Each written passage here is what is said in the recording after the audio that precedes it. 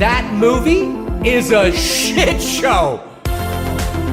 What you think you see, what you think you hear, that's what it's about.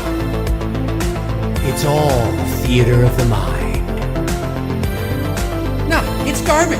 It's garbage. Mood and atmosphere.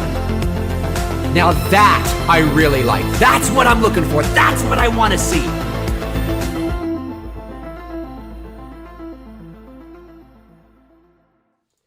Hey, what's happening, everybody? What's going on? Good afternoon. Good afternoon.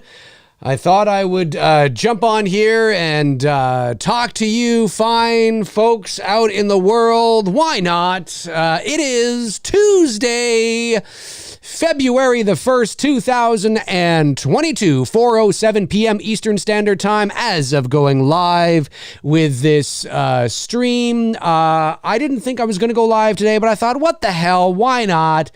Jump on, do a bit of a Q&A. Haven't done that in a few weeks. Just the two of us. Just the two of us. We can make it if we try. Anyway, you know what I'm talking about. And why not? We can talk Halloween. We can talk Texas Chainsaw Massacre. We can talk whatever you want to talk about. If you have questions for me, now is the time to get them in. Now, if you want your question guaranteed to be answered, of course, that comes the way of Super Chats. Super Chats obviously take priority because people have paid to have their question read out live and answered by me. But if you want to get in on the mix, I don't know how many people are going to show up today. It is impromptu and a surprise. We already have 40 people in the room, but I mean, it could just be the 40 of us. Who knows? Maybe we'll get a few hundred. Who knows? It all depends. It is an impromptu AMA or Q&A, as I've been calling them lately. But yeah, whatever you guys want to talk about, just impromptu, and we can shoot the shit for a little bit. So let me get the ball rolling, and we'll just Rick W. First super chat comes in from Rick W. Sends in $4.99 and says, "What were your thoughts on that TCM trailer? Well, what makes you think I cared to fucking watch it?" I'm just kidding, Rick. I did watch it. What did I think about it? Well, here's the thing. The Texas Chainsaw Massacre trailer didn't really do much for me. You know, it doesn't look, I don't know. It just looks, you know, I don't know. It looks fine, but I guess when I say fine, it looks like it would probably be entertaining, you know, for an hour and a half, sit and watch it, but it doesn't, I sound so cynical and so pessimistic, but I think it's just because, you know, I watched the trailer and it looks competently made and, you know, but it doesn't make me excited. I mean, I'm not like, wow, I gotta watch it, you know, but again, what I've come to learn, and not that I didn't know this, but I've really learned this from doing this channel. There's just very different types of fans who have very different types of standards. You know, when I was reading the comments on the Texas Chainsaw Massacre trailer, right, in the comments there, I read a few comments from people that said, and I'm paraphrasing a little bit, but it literally was this. Oh my God, so excited. I don't care how many of these things they make. I just like watching them. Now, there's a few words that were probably a bit different, but that was basically what this person said. And there were a few of those in there, right? So you have those types of fans that just don't care. They don't care about quality at the end of the day. They just want quantity. I have to, as much as I feel it's ridiculous, I have to learn and accept that there are just certain fans that don't give a shit whether Michael Myers, you know, I don't care if the movies, I mean, you know, you hope they're good, sure, but at the end of the day, you don't care if they are really. You just want Michael to live forever. More Michael. There's a lot of fans that are like that. So when I see the reactions to the Texas Chainsaw Massacre trailer, I see everything from, oh my God, it looks so awesome, I can't wait to see it, to meh. And I'm more of the, meh. Not because I'm trying to be a contrarian, but I think maybe as I get older, maybe my standards are just too high, or I'm very picky, guys. And you know that if you've been following for any length of time, you know I'm very, very picky. So anyways, it doesn't look bad. I'm not going to sit there and go, this looks like a horrendous, epic, failure. But there's nothing about the trailer that makes me think this could be really good. Do you know what I mean? Like, ooh, this is something special. There are people saying that it looks like it's on the same level as Texas Chainsaw, the remake with Jessica Biel. I don't know what kind of crack you've been smoking, but this doesn't even look near the level of that movie. That movie had a maturity and a grit to it, and there was something about that movie that just, I haven't watched the trailer in a long time, but I don't see that with this at all. I see this, maybe it's because I don't know, I don't know. It just looks like Texas Chainsaw meets Stranger Things, if that makes any sense. And not that there's anything strange. It's just the kids in it. Like the kids look younger, and the school bus and we're gonna cancel you, and the phones and the cheat. It's just get that shit out of there. It just looks a little, I don't know. And Sally Hardest, again, don't misunderstand me. I'm not saying don't go off and go, Dave McRae thinks it looks like shit. I don't think it looks like shit. It just looks, like it's going to come and go, and it'll be a footnote of the year. I will be stunned if this thing is fucking brilliant, like fantastic. Like, oh my God, you've got to see Texas Chainsaw. I don't say, like when that remake came out in 03, 04 with Jessica Biel, that was like, holy shit, you've got to see this movie. It was an impressive remake, a very impressive remake. This doesn't look like that at all. They're definitely doing the Halloween 2018 thing, right? But you have to remember that's expected, right? The studios will look at what works, they'll look at the trends, and they will emulate them, And I talked a bit about this last night on Two Dudes, that studios look at what works and they will follow what works for as long as it works. And then when it doesn't work, they'll drop it really fast. So if, Universal puts out a movie about a school bus that attacks people, you can make a safe bet that Paramount the next year is going to put out or not necessarily Paramount, but somebody's going to put out a movie about a Greyhound bus that attacks people, or you know what I mean? Like, it's just, and all of a sudden buses attacking people is a new trend, and every studio wants to get in on it.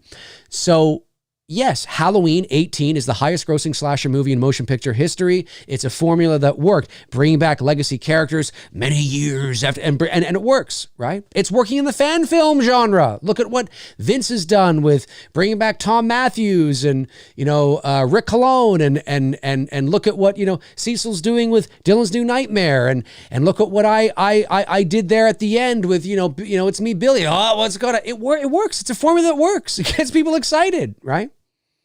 Now, this isn't the same actress that, of course, played Sally. She sadly passed away many years ago. But I do believe that it could be her. Like, when I see her, I'm like, oh, I believe that's her. I've been waiting 50 years for this night. It's like, isn't Laurie Strode? It looks like it will be entertaining, fun to. It's a slasher horror movie with a guy with a chainsaw. But there's nothing about the trailer that makes me overly excited about the movie. But hey, could watch the movie, which I will, and it might be like, wow, that's actually really good. Great Easter eggs, great connection to the original. They really tied that in really well. It could be that. But I watched it and I was, whatever. That's how I felt. But we'll see. But if you thought it looked amazing, that's okay. We'll see. Andrew Stevens sends in $10 and just says, for the channel. Thank you very much, Andrew. Really appreciate that. Yeah, comment below if you're watching this after the fact, and let me know your thoughts on the Texas Chainsaw Massacre, or Texas Chainsaw Massacre, I guess it's called. And that's another thing too. There's another thing that you see with trends, right?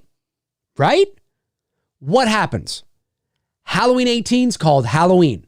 What does Scream do? Two different studios, by the way. What do they do? Scream. Scream. What does Texas do? Different studio. Texas. I know it's not the Texas, but they just removed the word the. Texas Chainsaw Massacre. I guarantee you if Elm Street came out. maybe we don't call it A Nightmare on Elm Street. Maybe we just call it Nightmare on Elm Street. These are things that it's, you know what I mean? You know, it's we've really sort of we're in this phase now of reintroducing legacy slashers by their same names, but yet they're sequels. No, they're requels. Get the fuck out of here. Stop this nonsense. It's so ridiculous. You know, I mean, maybe it works on the younger generation because I guess, but I roll my eyes when I see, you know, something. Just call it Scream 5, you know. Or you have a subtitle in there or something. No, it's just called Scream. Right, of course. Yeah, Evil Alex, just Elm Street. Right, just Elm Street. It's true, you could call it that, you know. It's like, come on, stop with this nonsense. Robert Thenoff says, Dave, do you think the movie about making a bad movie could be done well, such as Jaws: The Revenge?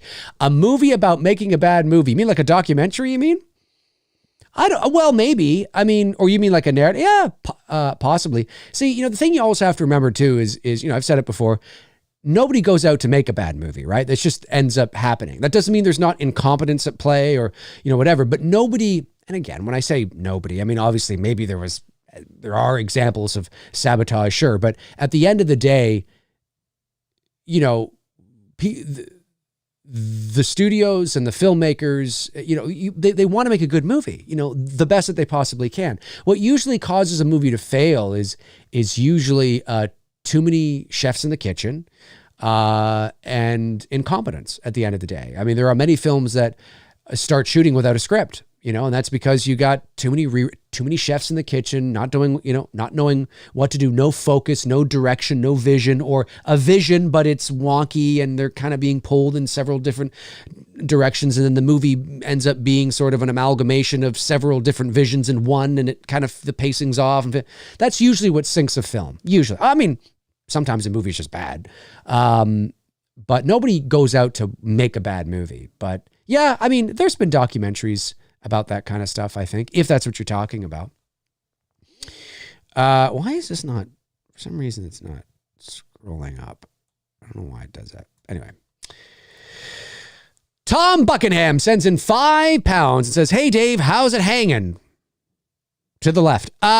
Do you think the other legacy slashers would do as well as H18 did at the box office?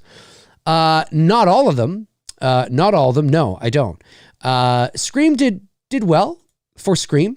You know what I mean? You know, we're still in a pandemic but it did well. It's crossed over $100 million, the worldwide box office now, which is good. You know, but do I think so? You know, it depends, right? I mean, Halloween had a lot going for it. It was released in October. Whenever you release a horror movie called Halloween in October, I mean, you know, you're bound to do well. Halloween overperformed, as I always say. 18 overperformed big time. 18 overperformed big time. There was a lot of hype around it. The marketing was really good. Jamie Lee Curtis was back. You know, they did very well. They did very well with that in terms of the marketing. So it overperformed. Scream, I think, performed appropriately. I still have yet to see Scream, but I've heard from both sides of the camp. I hear people saying, oh, it's amazing. And I hear people saying, no, it's not. I have a feeling when I watch Scream 2022, I'll be like, you know, it's a Scream movie, just by what I've been hearing. But to be fair, I mean, I come at it through a bit of a different lens. I'm not a fan of the sequels. I just really like the first one. I thought the first one was kind of a fun movie on its own. I didn't really see the need to continue it in terms of a story. Yeah, so I can't tell you the last time I watched the sequels. Well, I guess with Tony probably on Two Dudes and Some Bullshit, I guess, because I think we've watched a couple of them. So, yeah, no, but the answer is no. The answer is no. No. Even if we weren't in a pandemic, Candyman, Scream, no. I mean, maybe they would have done better, maybe, but no. Halloween has a lot of pull, but, you know, you release Halloween 18 in March, and it may not be the highest grossing slasher movie of all time right now, you know. October September, October, November is great for horror movies, because especially September, October, because it's the spooky season. So you have people that are looking to be scared, to go, and they don't really care what horror movie it is. They just want to go see a horror movie. And when you have, like I said, when you have a horror movie called Halloween, it's just, the deal's done, right? Song Fan sends in $4.99, says, "Hey Dave, I think everyone in the chat can agree that we would donate generously for you and Bruce to direct a Michael Myers film, Halloween." Well, sure, but that doesn't mean I want to make one. And it's a whole different ball game there. So number one is that you have to remember that, to do what Vince is doing, or what Cecil's doing, or what myself and Bruce did, it's a lot of hard work. We can't make money off of it. We can't sell the movie. We can't make money off of the film.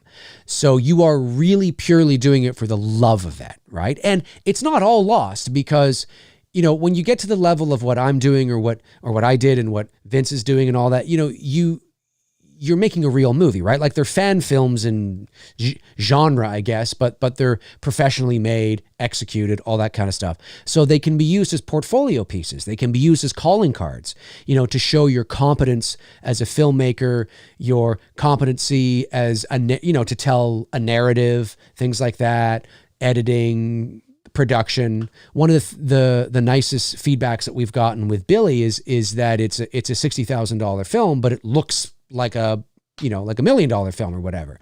It looks like a higher budget film, not necessarily $1 million, but I mean, it looks like a higher end budget film. And that bodes well for us, being the producers on it, handling the funds and the money, and allocating it to where it needs to go and what we need to do. And so it's, although we were not paid and didn't make anything off of it, it certainly works for us in that respect, right?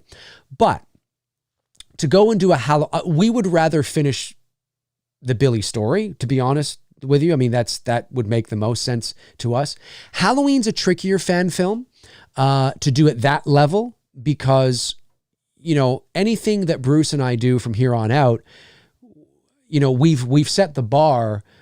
Some people have said we've set the bar for the quality in terms of fan films. We appreciate that. That's very nice. That obviously can be open to interpretation it depends on your opinions of stuff, but we certainly have received a lot of praise like that. That's cool. But really, at the end of the day, we've set the bar for ourselves. So anything we do from here on out, that's the quality people expect. That's what we want to achieve. And I don't know about now, but I certainly know in the past, Trancas has been very picky about their Halloween fan films. Now, they don't ordinarily care about most of the Halloween fan films you see online, because most of them are not shot on the area and look like a professional film. But if you were to, I know that in the past, there have been Halloween fan films that have, there was one Halloween fan film, I don't know what it was called. This is like maybe 10 years ago. This is a long time ago. And I remember it was shot by a couple of brothers, I think in overseas, in Paris maybe, or something. Anyways, the quality looked spectacular, and they were shut down. And so I'm always a bit iffy, because Trancas seems to be, they've done that several times with Halloween fan films that just look really high caliber, not necessarily like, a studio film. I don't know if they would continue to do that, or if they would still do that. I don't know. But Halloween's a bit tricky. And if Billy had been a Halloween fan film, we probably would have been shut down, because we were coming out the same year as the real Halloween Kills. And, if we were delivering a Halloween fan film that looked like Billy, that might confuse people. And so I think we would have probably received a cease and desist, or at least hey, you can't release it this year. You got to wait. Who knows? I don't know. I mean, I know that might sound egotistical to some people. I'm just going by the pattern I've seen of what Trancas has done, with Halloween fan films in the past. And so it's a little trickier with them.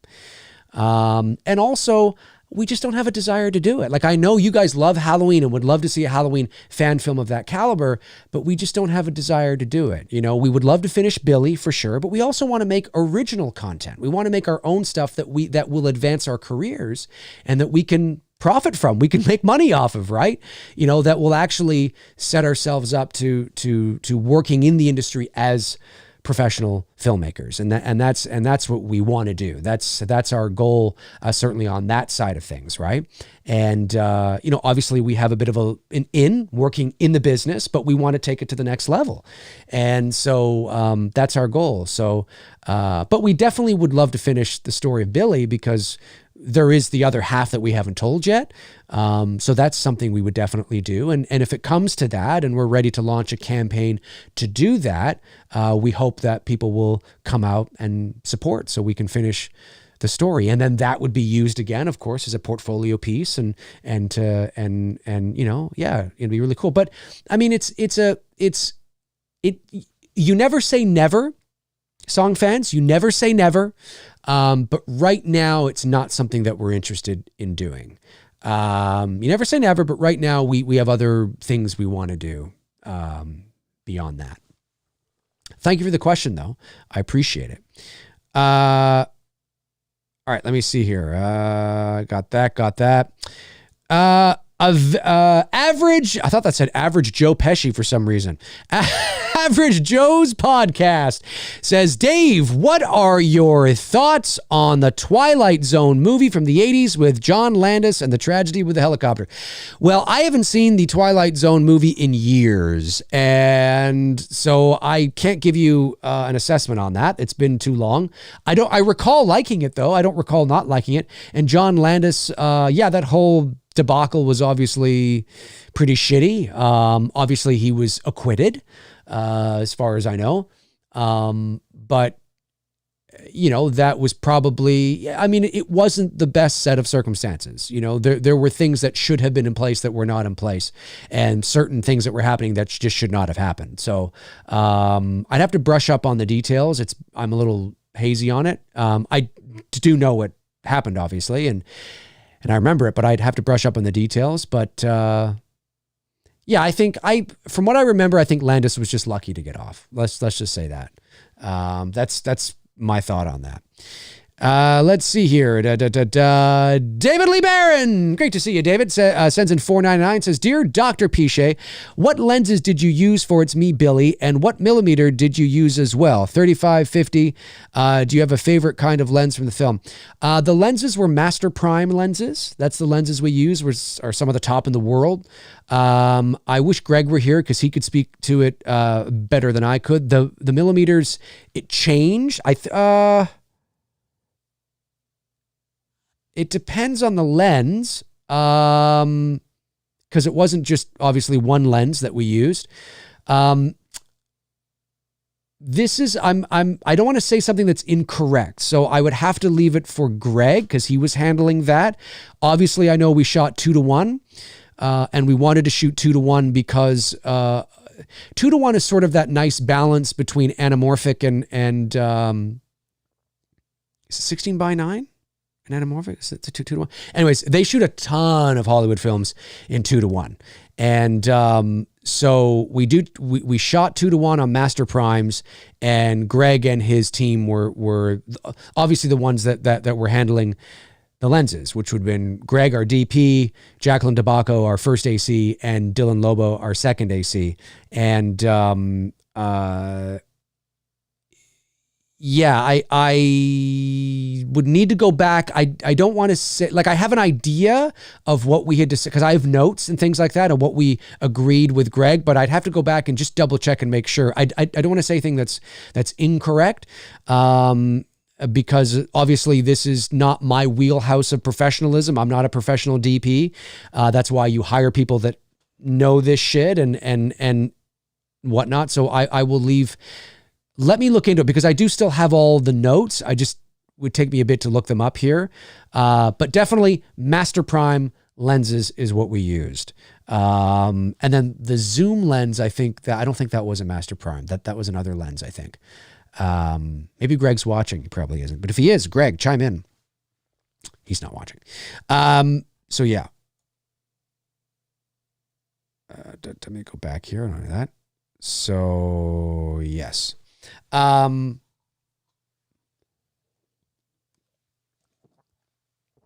It would the millimeters would like if you're talking about the of the lenses, it would change depending on which lens you put on. Yeah, we had we had every lens imaginable. Let's just put it that way. And we used quite a few different lenses. One of my favorite lenses that we used was a lens called a baby lens. Or excuse me, Lens Baby. It was called the Lens Baby. And it's this tiny little lens that goes on the end of the camera and makes things look distorted. And so when Billy is walking down the hallway and his vision looks sort of obstructed, right? Looks blurry. That was an effect done in camera, not in post. And because we had imagined that if Billy is, 69, 70 years old, maybe he's got some cataracts that have began. Maybe he's just got bad vision because he's 70 years old. So that was a creative choice that we made with Greg. And Greg had suggested, well, instead of doing that in post, why don't we do it in camera with the Lens Baby? So that was really cool. That was really cool. But we used, I want to say we had like 5 cases. I think we probably had about, I want to say between 7 to 10 lenses on set, all different types. And I would like to, I think all of them were used. So yeah, I don't want to say anything that's incorrect because obviously it's not my area of expertise, but leave it with me. And the next time I'm in the folder, I will go have a look at what lenses specifically we used. I know we used a zoom lens, obviously, that weighed 30 pounds and the replacement value was like $200,000. And the Lens Baby I know we used, and I know we used quite a few wide angle lenses too. And yeah, there were a lot that we used. So I'll, with different varying degrees of, yeah. So let me, leave it with me. Leave it with me. Let me see here. Song Fans follows up, says, one last thing. I'm trying to be an extra and Halloween ends, but they're mandating everyone be vaccinated on set. I'm very upset. Might still go to be nosy. Well, I mean, that's what's required, right? So if you want to be in the movie, you have to, if you want to be an extra, you have to be vaccinated. Those are the rules. End of discussion. That's what you got to do. Right? I mean, that's just it. So, yeah, you could head down there and sort of watch, maybe look from afar and see what's happening, but Dem's the rules, my man. Dem's the rules. Nate A sends in $10, says, have you seen the Book of Boba Fett show? I have not.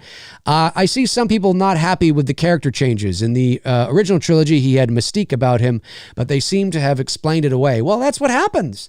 What the fuck did you expect? No, I'm not talking about you, Nate. I'm just talking about the people you're talking about. What do you expect? This is why I don't give a shit about a Boba Fett story. I don't care about Obi-Wan.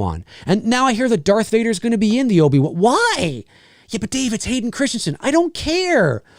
What happened to, the last time we saw each other, I was but the learner. Now I am the master, or whatever it was. Like what? Like, come on, man. This is the problem you have when you go back and you start making shit up and trying to connect it well after the fact. Yes, of course, if you're going to do a story about Boba Fett, of course you're going to ruin his mystique. You can't do the Book of Boba Fett and have him in, each episode for 2 minutes. It's got to be about him. I know there's a couple episodes where he's hardly in it or something, but still, right?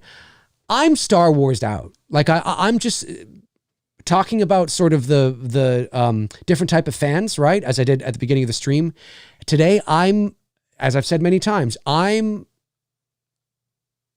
watched The Mandalorian. I liked the first season. I watched the first 2 episodes of the second season and just stopped.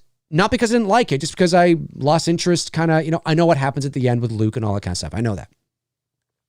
Haven't bothered to tune into Book of Boba Fett just because I'm just like, meh. I just don't care. It's it's too much. It's too much. It's oversaturated. And I just don't care. I don't care about the books. I don't care about the comics. I don't care about the TV shows. I don't care about the video games. I just don't care. But there are a lot of people that do, and all power to you. I think it's freaking amazing. I think it's great. But for me, Star Wars will always be the 9 movies. That's it. And that doesn't mean I like all the movies. I'm just saying when I think of Star Wars, I think of the 9 films. It's just too much. It always amazes me. And I think it's amazing how there can be so many people that are in love with so many things, and they can talk passionately about so many different things. Like they can talk passionately about superhero movies and both DC and Marvel. And then they can get excited and talk passionately about Star Wars and all this stuff. And then they can get excited and talk about passionately about it. It's like, holy gee, it's too much. It's too much. And I think maybe that is why, when I attended college, I went to Niagara College and I studied radio, television, and film. It was a 3-year program. I only did 2 years because I just couldn't keep up. There were too many things. It wasn't just radio, TV, and film. It was radio, TV, and film my first year. And then your second year, you choose one to major in and focus on. Of course, I chose film. But it wasn't just film. It was broadcast journalism, broadcast management, current events, an English class, a computer class, like outside of everything else. It was too much for me. That doesn't mean that there weren't people that didn't graduate. There definitely were. But for me, it was too much. And I think maybe it can be said about the fandom as well, is that when it comes to and I'm telling you, it'd be the same thing. If there were Halloween books and video games and comics, which I know there have been here or there over the years, but I'm just saying, if the mythology and the amount of material for Halloween was as deep as Star Wars or Marvel or something, right? No, I wouldn't be reading all the books. I wouldn't be reading the comics. I wouldn't be playing all the video games. I wouldn't be getting lost because I just don't care. It's too much. It's overload, man. Just give me the movie. Let me watch the movie. That's all. Just give me the movie. And that's just the kind of person I am. Now, that doesn't mean that I won't have knowledge of, a basic understanding of the books or the video games or things like that, because it's general interest, right? So if an article comes out about, a Halloween comic or something, I'll read about it. So I'll have a general interest knowledge about the comic, but I won't necessarily read the comic. Do you know what I mean? Or if a Halloween book comes out, I'll have a 101 knowledge about the book because it's Halloween. I'm interested, but I won't read the book. I don't care to read it. It's that kind of thing. But there are a lot of fans, man, that are just crazy for everything. I'm just not like that. And I know there's people like me too, but I'm not like that. Troy Grubb sends in a very generous super chat of $19.99. Thank you, Troy. Says, it seems complicated as far as let me try that again. It seems complicated as far as the new Friday the 13th movie getting made, because even though the lawsuit is over, can't happen until Victor and Sean reach a deal. Great show day, buddy. I hope you're having a great day. Thank you, Troy. Yes, the Friday the 13th, obviously, as I said, I think via social media or on a stream, I said, now that the lawsuit is technically over, don't expect it anytime soon. That doesn't mean that all of a sudden a movie is going to move into production next week. That's not how it works. There's still a lot of legalities that have to be worked out, and there's not even a script. There's nothing being written. Who gets, and what's the story? What's happening?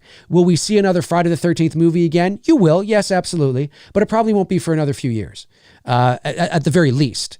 So yeah, but the good news is that you're closer today than you ever have been. So that's the good news. That's the good news. That's the good news. Let me see here. I think I was thinking about the, undo this here. Hang on a sec here. Yeah, I'm thinking about those lenses again in the back of my head, and I'm just wondering if I can bring up the information quickly here. I hate being wishy-washy, not wishy-washy, but knowing information is like, oh, what is that again? I forget it. And I feel like I gotta know now. It's like a pet peeve of mine. I'm like, no, I gotta know what that is. I'm going to try and bring it up here in a second if I can find the proper information. Let's see here. Nice to see Tabitha Short in here. Hello, Tabitha. Nice to see you here. Yes, folks, make sure you check out Tabitha's Etsy shop with her scented candles. Really cool stuff. There's even a couple of Dave McRae candles in there, which is really awesome. So if you're looking for scented candles or, for Valentine's Day or something, maybe, check out Tabitha's Etsy shop. Really, really cool. And she's got a link there as well. And Darren from the Slaughtered Lamb Movie Podcast. Great to see you in here, buddy. Hope you're resting up. Kevin B. Entertainment says, Dave, if you could get back to me about appearing on your show, please get in touch with Kevin B. Blood on Facebook. There's also a friend request in there for you as well. If you could get back to me about appearing on our show, please get in touch with Kevin B. Blood on Facebook. There's also a friend request in there for you as well. Well, if there's a friend request, I don't accept friend requests, Kevin. It's nothing personal, but friends on my Facebook are for people who I know, not for people who I don't know. That's why I have Many Things Dave McRae to follow me there. I have over 1,000 friend requests. I kid you not. I have over 1,000 friend requests. I will accept certain people. Now, not everybody who's been on there is my friend who I've met in person, but there has to be a relationship that's there. So it can't just be just because there are 1,000 people that want to be my friend on Facebook who I have no idea who the hell they are. And if other people accept those people, that's great. I just don't do that because I just don't want my Facebook thing clogged with people I don't know. So that's why I have Many Things Dave McRae to follow me there. That's where it is. I don't recall a message from a Kevin B. Entertainment or Kevin B. Blood. I don't recall receiving a message from there, but keep in mind, I do get a lot of messages. I can't always respond. I always try to read them, but I can't always respond because I do get a lot of messages. So it's nothing personal. If you haven't heard from me, it's nothing personal because obviously I don't know you. You could be an awesome dude. I don't see any reason why you're not. But I will try to go back and see if I can find it. But the friend request thing, folks, I appreciate it when people try to request me as a friend. If I don't accept your friend request, it's not personal. It's not because I don't think you're cool or you're not a cool person or whatever. It's just because I don't know who you are, and it's not my style to clog up my personal Facebook page with 1,000 people I don't know. That just doesn't make any sense to me. So my personal Facebook page only has about 370 people or something like that, and it's mostly friends, obviously, real friends who I know, family, voice actors who I know, and people in the business, and of course, people who I've developed a relationship with on YouTube. So just keep that in mind. Nothing personal. Nothing personal. Let me see here. Tiffany Moses Shante. Great to see Tiffany here. Nice to see you here. Chester Franklin Jr. says, Dave, what's your favorite type of cookies and milk? If you had to listen to a Halloween soundtrack for the rest of your life, which will it be? While eating cookies and milk? Well, listen, my favorite drink is chocolate milk, bar none, and maybe homemade chocolate chip cookies, the ones that are very soft. I haven't had these in a few years. Homemade shortbread cookies. My mother used to make the best homemade shortbread cookies. The best homemade shortbread cookies. Really awesome stuff. Really awesome stuff. Nick Townsend says, do you think if the actors in Blair Witch had not come out for TV shows or interviews shortly after the film came out, if they had waited, would that have helped people think it was real footage? Well, possibly, but I think eventually it would have come out anyway, right? I mean, eventually it was going to come out because it's not real and it's being marketed. Yeah. So, I mean, maybe, I think it would have just possibly, maybe, but you're just prolonging the inevitable at the end of the day. So, but yeah, there were a lot of people that thought it was real. There were a lot of people that thought it was real. No doubt about it. It was an interesting thing. All right, let's keep this train rolling. Andrew Stevens sends in a super chat and says, you can always join Many Things Dave McRae Facebook page for interaction and Patreon. And Patreon, that's true. You can join my Patreon. Please look into the option, people. Well, thanks, Andrew. I appreciate you saying that.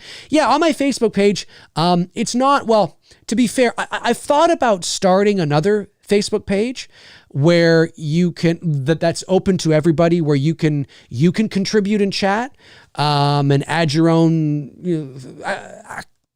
kind of like how they have, kind of like how the Slaughterland Movie Podcast Facebook page is, right? Where there are admins on it, obviously, but anybody who joins can chat and post things. My Many Things Dave McRae Facebook page is not that. I'm the only one that can post, but it's where I post the most. That actually rhymed. Because my personal Facebook page, I hardly post on there. I hardly do. And people who follow me or who are my friends on there know that, yeah, he hardly does. My Many Things Dave McRae Facebook page is where I am my most active. I've thought about making another Facebook page, which is like a spinoff of that page, I guess, which is open to everybody. But then I'm like, that's too many Facebook pages and too many people and too many things to worry about. So I probably won't end up doing that, but we'll see. You never know. You never know. I don't think you can change it either. I don't think, like, once it's set in stone of the kind of page it is, I don't think you can go in and say, well, actually, I want this page to be open for everybody to post shit and stuff. I don't think you can do that. Maybe, but I don't think you could. If you can, maybe I'll look into it and change it, but I'm not sure. I don't think you can. Bobby Hall says, Dave, what's your process for syncing video and audio? Do you somehow create new video files where the on-camera audio gets replaced with the external audio? Well, when you're, well, in the case of It's Me, Billy, there is no audio that's recorded on camera, right? So like when you're shooting on the Arri or the Red or, Hollywood grade cinematic cameras, the cameras themselves aren't picking up audio. There's no way for the camera themselves to pick up audio. They just pick up video. So when I'm watching the log files, the raw files, it's silent. There is no audio. The audio comes from your sound recordist and boom operator, right? Who is recording the sound separately, which is why you have the slate board. If you are recording on a camera that also captures audio, like a DSLR or your phone or something like that, the slate board is still beneficial because obviously it tells you what take it is and all that kind of stuff. But to clap the slate board is really useless because you're not syncing sound, and it doesn't really matter, right? Because the audio is already, it's being recorded with the video, so you don't need to sync sound. People do it anyway because it's it's cool, I guess. But so no, when it comes to It's Me, Billy, obviously we had separate video. We had video files and we had audio files, and then of course the time codes. And when you import the footage and the audio into the software, you line up audio accordingly. I think this is what you're asking, right? Correct me if I'm wrong. But then I would just line up the audio track that I want to use with the slate board, and then I know everything's in sync. So I look for the peak, right? We have the time codes as well, but I look for the little peak where the comes down. I look for that and I see that.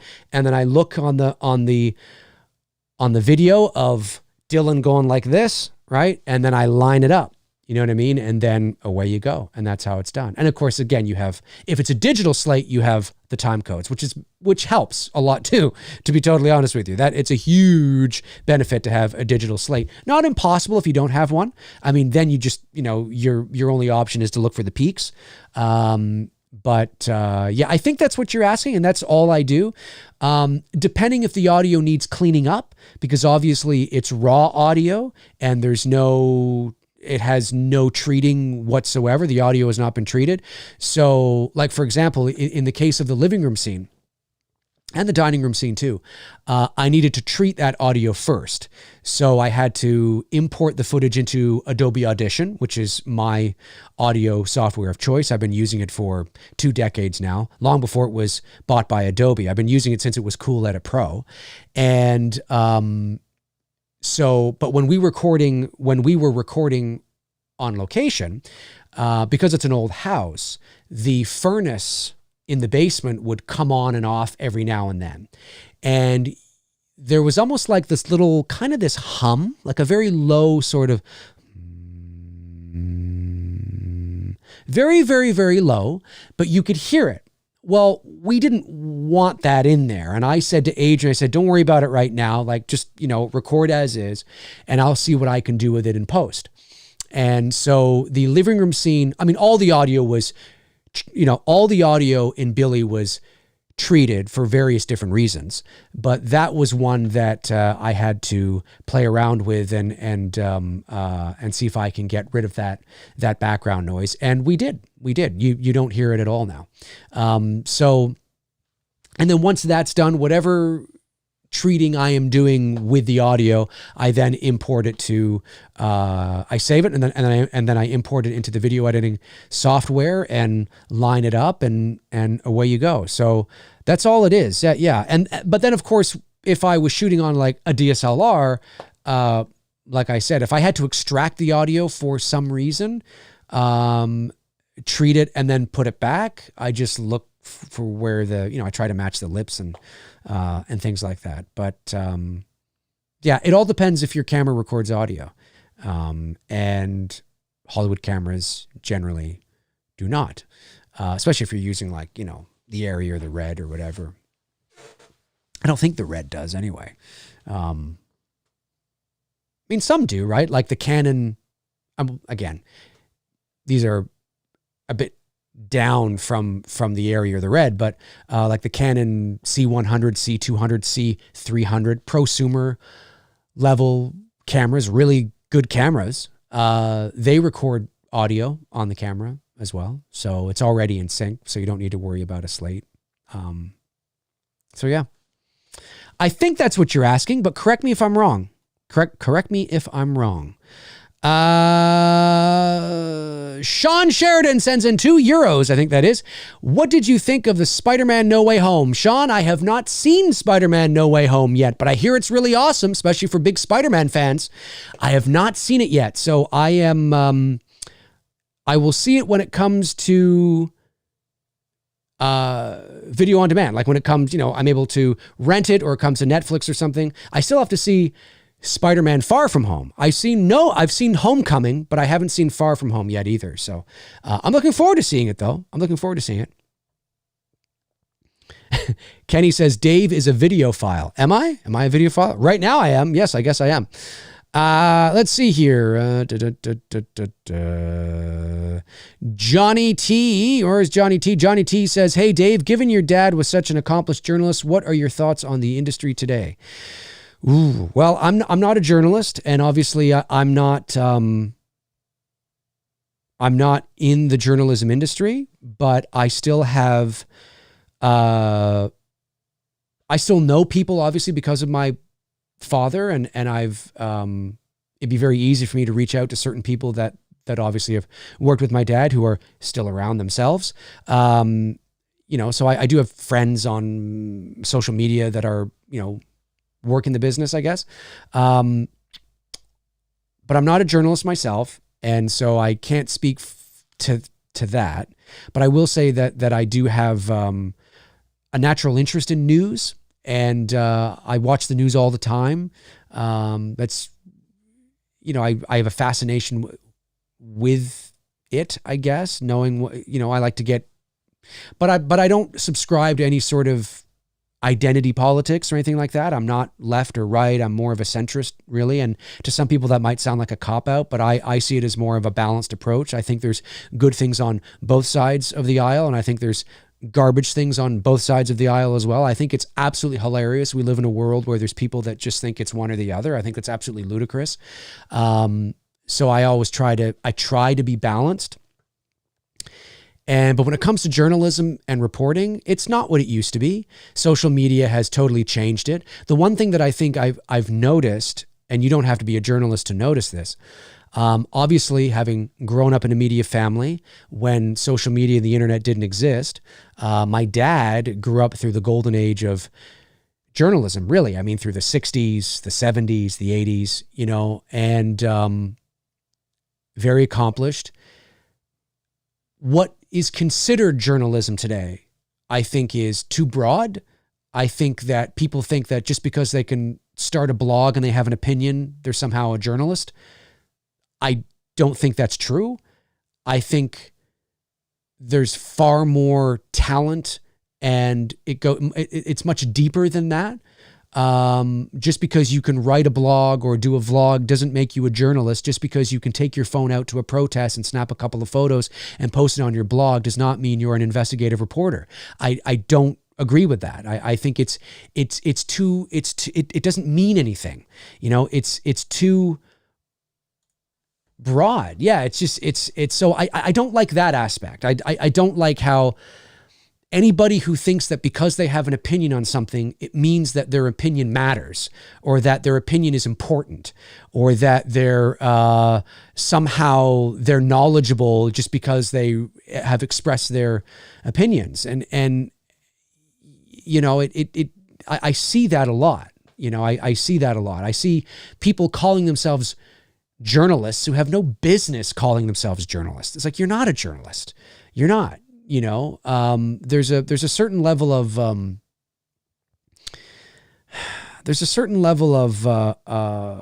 understanding of the journalistic industry and the how reporting works, how to tell a story, how to investigate, how to interview, how to go after a story, how to be objective, a certain level of understanding for objective truth. And that doesn't exist. I mean, it still exists, but it's very far and few between, largely because of social media and the ease of access to, like I said, everybody thinks they can. It's too convoluted, and that doesn't mean there weren't shady people back in my dad's time and bullshit people back. And there's always been bullshit, shady people all the time. All the time. There's always been bullshit, shady people all the time. But I just think it's been what's the word? Exasperated or it's been, I don't know. It seems like it's just been in so much. I'm trying to think of the word. It's on the tip of my tongue. Expedited, maybe that's the word. I don't think that's the word, but I think you get what I'm trying to say. It's everywhere now. And so that I've noticed. I think journalism has, I feel that because of the ease of access and flow of information, because of the internet, it's also, there's a lot more anger and a lot more prejudice and a lot more vitriol. It feels that way anyway, but then again, it could be relative. You know, it's the time. But it feels like that. It feels like that. But yeah, what is a journalist today is very different from what was a journalist 30 years ago or 40 years ago or 50 years ago. It's very different. So although you still have journalists that are about integrity and about the story and about objective truth, I think it appears, and at least it seems to me, you have far more people that are about image and appeasing a certain political base and their supporters and their donors. And it gets like that with newspapers and not that it hasn't always existed to a degree. Of course it has. It just feels like it's on steroids right now. So that's what I have to say about that. Yeah, that's what I have to say. Good question, though. All right, did I get the super chats? I think I did. That was Spider-Man No Way Home, I think was the last one I got there. I think so, anyway. Let's see. How long have I been on here? I've been on here for only 54 minutes. I thought it was a bit longer. Great questions today, guys, though. Great questions today, guys. Great questions today, folks. That's what I meant to say. Guys, today? It didn't really sound right. Mike Johnston says, Dave, are you planning on watching the new Texas Chainsaw movie coming up on Netflix? I am. I hope I like it. I will watch it for sure. Bobby Hall says, thanks, Dave. I was curious if you combine the audio with the video files before editing on the timeline. Oh, I see what you're saying. I see a epic fail on my part. Let me just get that in here. If you were clear the first time, I completely misread it. My apologies. You're wondering if I edit the picture lock with the audio there. I do, actually. I do. I like to edit with I like to edit picture and sound together. That doesn't mean that the sound won't change or the picture won't change, but it's hard for me to get momentum going by just editing the picture without sound. And I'm not the only one that feels that way. I mean, in a lot of cases, there are, sometimes they'll have a guide track in there when they're editing films, or they'll have, some sort of music and to kind of help feel to help the flow of the edit, right? To help kind of inspire them where to cut and things like that. And I know there are people that I can't talk today, that just edit silently without sound whatsoever. But I don't tend to do that. No, I tend to put the audio in with the sound and edit the picture with sound.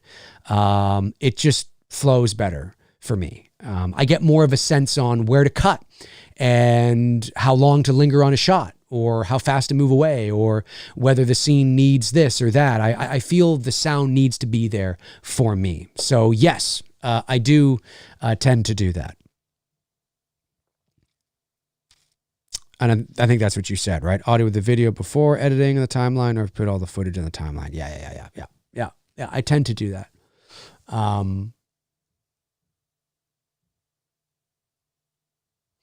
When I put the trailers together, because the trailers, all the It's Me Billy trailers, I also edited, put together with the sound and all that.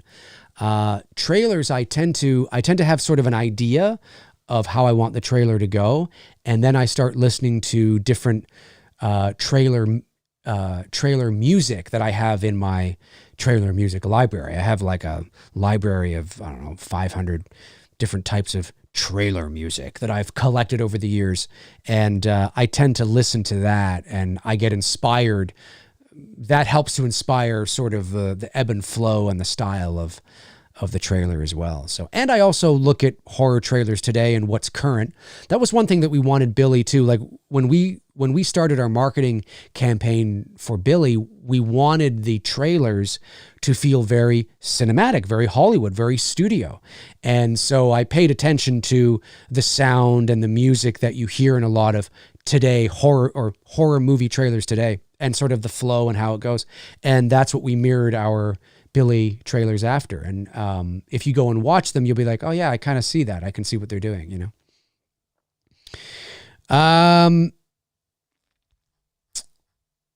I miss any super chats? I don't think. Oh, wait. Yeah, there's one there. Nate A sends in $2 and says, your thoughts on the Joe Rogan controversy. The Joe Rogan controversy. I know a little bit about it. Well, I'll just say this. It's very difficult. Like I've said before, and this may seem like a cop-out answer, but I'm telling you the truth of how I feel. I roll my eyes so much at the state of the world today that I'm surprised my eyes are not in the back of my head like Reagan in The Exorcist. I think there is so much nonsense going on that it's hard for me to take it seriously. And so, because there's no nuance. So, I know what the Rogan controversy was about. What I don't understand, what I would like to see, and I do understand it, at least I have an assumption of why. I would like to see more debate. That's what I want to see. I don't think anybody should be silenced. I don't think anybody should be censored. Within reason, of course. Obviously, you don't want, obvious stuff that should be obvious. Like, hang on a sec here. This, obviously you don't want, Nazi flags out at the Capitol building or something. I mean, obviously there's certain, like we understand here, right? But in terms of interviewing people or talking to people, things like that, I think anybody should be game. And I think what I struggle with is, why hasn't Rogan yet had some of the more controversial people on with the other side? Now, you could say that, well, maybe he's tried and maybe the two sides don't want to get together. And that could be it too, because once the, one side is seen going on Rogan's podcast with the other side, then their image is tarnished and then they get backlash for even going on, right? And this is the stifling of debate that I absolutely hate. Like, I would love to see debate. I want to see debate. I want to see two people with completely opposing views talking to each other about COVID or about the vaccine or about life, about politics, about religion, about you can look up Christopher Hitchens debate. And here you have a guy who is an atheist, who is a brilliant speaker, who doesn't believe in God, and he's up there talking. And then once he's done, he goes and sits down, and some pastor, minister, somebody who's very religious, I don't know, whoever, he comes up and he gives his argument of the existence of God. That's great. That's great. And sometimes, somebody's like, well, that's a good point. Well, that's a good point. Well, you know what? That's a good point. Well, that's what I would love to see. Because otherwise it means nothing. Otherwise, it's just this side of the coin and this side of the coin, and it keeps everybody separated. And in some ways, that might be the idea. Maybe that is what is supposed to be happening. They want to keep everybody arguing with each other. I don't know. I'm not a conspiracy theorist. At least I try not to be. As I say, I try to be balanced, like I said. But, it is obvious that nobody talks to each other. It's always, and if they do, it's making fun of people or whatever. I mean, real debate, and you don't see that. But I will say that I do agree that Rogan should be able to talk to whoever the fuck he wants to talk to, and shouldn't be censored at all.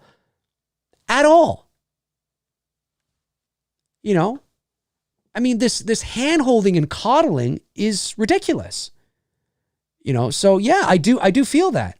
Does that mean that I think that it's free reign to just say whatever you want without consequences? No, that's not what I'm saying. I don't mean that at all.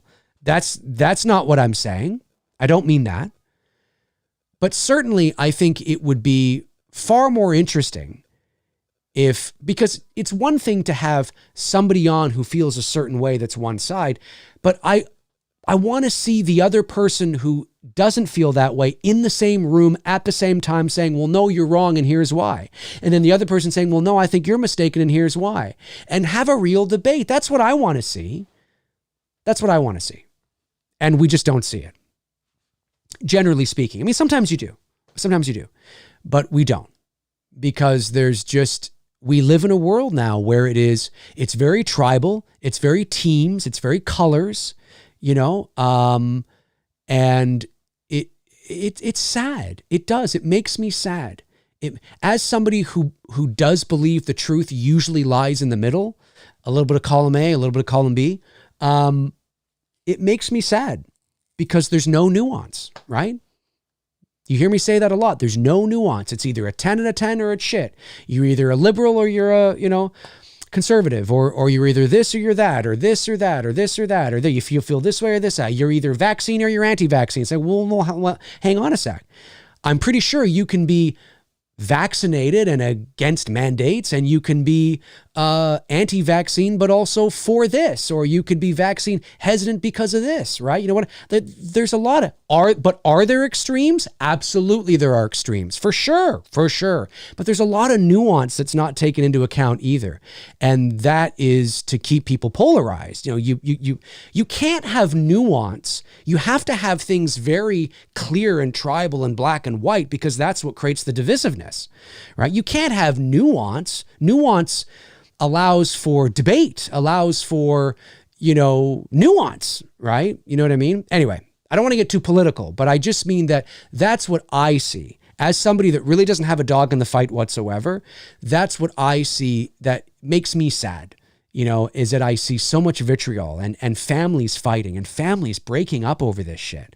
I even know a buddy of mine who broke up with his wife because they didn't see eye to eye on the whole politics and the vaccine, all that kind of stuff. And it's like, and they were together for like 10 years, and I'm sure that there are other examples of that. And it's just so sad. It makes me sad. It makes me sad. We can't stop talking. We have to continue to talk. Just talk. We just got to talk to each other, and it's okay if we disagree. It's okay. That doesn't mean that it's okay for blatant, obvious, intentional misinformation or racism or this or that. That doesn't mean that. See, that's where the nuance comes in, right? I should be able to say it's okay to talk and nobody should be censored, and people should be able to read between the lines and understand that I don't mean that it's right for everything, but that's the problem, right? That's the problem. Anyway, that's how I feel about it. So I know I went off on a bit of a tangent there. So yeah, I mean, the Rogan thing, I just think he should, I think it's, I don't know, fine. I'm glad he's still on the air because he's got interesting people on, and hopefully he continues to, I just hope he interviews two opposing sides together. That's what I want to see. William Long sends in $20. Thank you, William. Says, hey, Dave, watched your vid on your vote for the greatest kill in slasher history. Thank you. Mine would have to be Casey at the start of Scream. The plausibility and feeling of impending doom thoughts throughout is so effective. Any thoughts? Oh, that's a great choice. Yep, that is a great choice. Definitely an iconic, an absolutely iconic scene in horror history. It's arguably the best thing about the movie, and then it kind of goes down after that. It's great. It's eerie. It's creepy. Really good. Really, really well done. And like I said, iconic for sure. Yep, that would be up there for sure. I'd put that on the list. No doubt. I would put that on the list. Cody Leach, my man, says, I'm beginning a Wes Craven review series, so I'm curious what your favorite Craven film is outside of the Nightmare on Elm Street and Scream franchise. Also, 100% agreed on the death of debate and conversation. Oh yeah, it's crazy, isn't it? Like, it's crazy. It's I don't know. When I was young, I grew up because I didn't grow up in a very political family. When I turned 18, I voted liberal, because I'm 18, I didn't really know. And so I voted for the current prime minister. I have voted liberal in my life. I have voted conservative in my life. I have voted, independent in my life. I'm not afraid to say that because I was growing up, I was a teen, I was a young adult, I was looking at a lot of things. I was paying attention to what people were saying, and it just sucks so much that we've become so tribal, so like teams, it's crazy to me. Since when has the world's problems been solved by one view or one side? Since fucking when? That doesn't mean there's not, I don't know. I can't help but feel that my view would be seen as a cop-out. Like, oh, you just want to be able to have, no, it's never been like that. It's just always, as I grew older and as I became wiser, I would look at like what, because obviously here in Canada, like in the States, we have more than two parties, but here in Canada, the dominant parties are the Liberals and the Conservatives. As I got older and as I hit my late 20s and my 30s and all that, I started to really pay attention to what people were saying. And I was just like, oh, well, I kind of agree. I agree with that. And they're conservative. And I was like, well, you know what? I agree with that. And they're liberal. And I was like, well, I actually agree with that. And they're like independent, or I don't know. And I was like, well, and then I found myself going, well, that's interesting. And then I was like, well, that makes sense to me, but that makes sense to me too. And then I started to realize, maybe we really should be focusing on balance, like Yoda always says, like balance, right? It's about balance. It's not about you can't have the dark without the light. You can't have the light without the dark. You can't have the good without the bad. It's about balance. And anyways, not to go off on this political thing, but it's a good question because it's hot right now in the world. This is an open Q&A. So you're able to ask me anything, and hopefully I've been able to answer that as maturely and as responsibly as possible. But I try not to get caught up in identity politics. It's just not my nature. I don't want that. I don't have time for that. I don't care. I truly believe It's about balance. I really mean that. And I know some people might think it's a cop-out, but it's true. And in terms of my favorite Wes Craven movie outside, I really like The People Under the Stairs. I really like The People Under the Stairs. I think that's a underrated Wes Craven film. I also like Red Eye as well, Cody. I think that's an underrated Wes Craven thriller. And it's not very long either. I think it's like 80 or 90 minutes. I like that movie too. Good Canadian Girl and Rachel McAdams. So I'm going to go with Red Eye, The People Under the Stairs.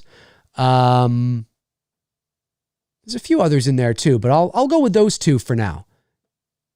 Because I like those. Dark Light sends in $1. Thank you very much, Dark Light. Appreciate that.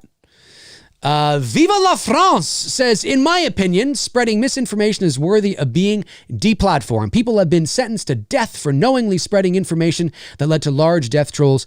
I think Rogan will be okay. Well, you see, here's the thing, and here's where nuance comes in. In order for that to be true, you have to prove without a shadow of a doubt that the intention was to spread misinformation, that this individual knows they are spreading misinformation. They are trying to hurt people. They are trying to kill people with this information, and therefore they should. That's different.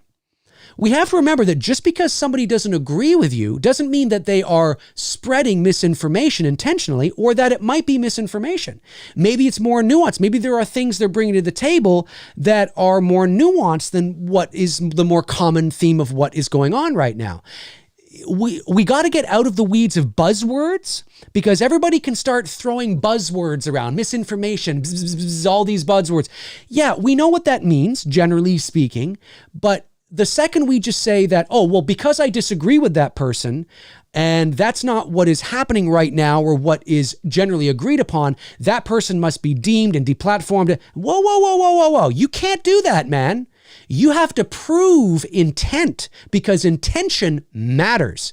And as soon as you throw intention, intention is not an excuse, right? It's not an excuse, but intention matters. Intention matters. Absolutely it does. So I agree with what you're saying, but you have to be able to prove that they are being vindictive. They know exactly what they're doing, and they're intentionally doing that, because not everybody is. And as Rogan said, because I did watch his Instagram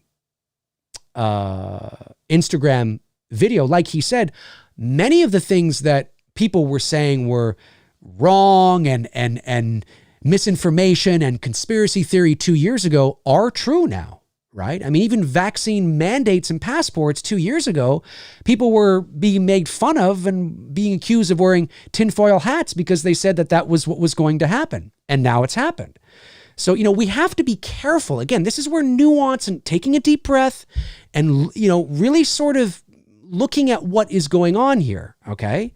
You know what I mean? I just think that's the second we just start wanting to lambaste people, it's not good, man. It's not good. It's not good. It's not good. We got to be very, very careful how we approach that kind of thing and who we deem should be removed and for what. We have to be very careful about that. I truly believe that on both sides. Both sides. I don't care if you're left. I don't give a shit if you're right. I'm talking both sides. There's scum-sucking trash on both sides, and there's wonderful good things on both sides. I'm telling you, man, we got to be very careful, very careful. It's not an easy thing to navigate, which is largely why I just don't get involved in it. Let's see here. Did I miss anything else? Let me see here. Tabitha Short says, go talking. Nice to see everybody talking, enjoying themselves here. Oh, good, Tabitha. I'm glad you put your thing back in the chat room there. Yeah, don't forget to check out Tabitha's Etsy shop, scented candles. Valentine's Day is coming up. Just saying. I think your sweetheart's gonna love it. I'm just saying. Michael Meyer says, Dave, have you seen any of the Hellboy movies? I have not. Eva Alex says, the one with Bill Pullman is a good one from Wes Craven. What one's that? The one with Bill Pullman. I don't know. Cody Leach, Cody's back says, I never knew Craven directed Red Eye. for over a decade, and I still haven't seen it. Oh, yeah, no, he did. It's really good. I think you'd like it. Cillian Murphy, Rachel McAdams. An hour and a half of Rachel McAdams, easy on the eyes, not that bad. That's the movie I'm looking forward to checking out the most based on its reputation. Yeah, it's good. It's really good. I mean, it's from 2005, I believe. So, it's approaching 20 years old. I don't know if it's dated a little bit. I'm not too sure. I haven't watched it in a while. But I remember when I did watch it way back in the day, I thought it was pretty good. Like I was like, oh, this is actually really good. You know what I mean? Might be one of Craven's last good movies because he died in 2015.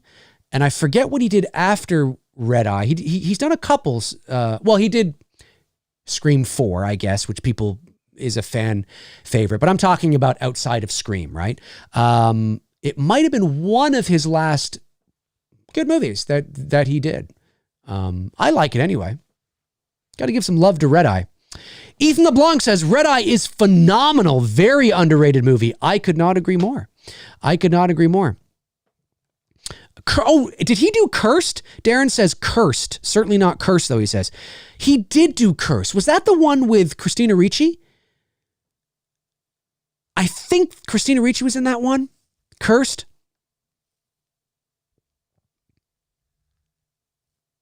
Not sure. I think that was him. Geeked Out Turtle Fan 41 says Dave is a Jedi. No, I'm not a Jedi. But you know what? But that's what was, speaking of politics, but that's what's cool about the gray Jedi. And that's why I liked Rey's character in The Rise of Skywalker so much, and that she was actually a Palpatine, because although the gray Jedi has not officially made itself into canon, as far as I know, that's what I was told by somebody who's a lot smarter about this than I am. She was, for all intents and purposes, that's what she was, because she was a Palpatine by blood, but she made the choice to use her powers for good. She is the balance. In terms of that sort of like, that's interesting to me. I like that idea. A gray Jedi is somebody who's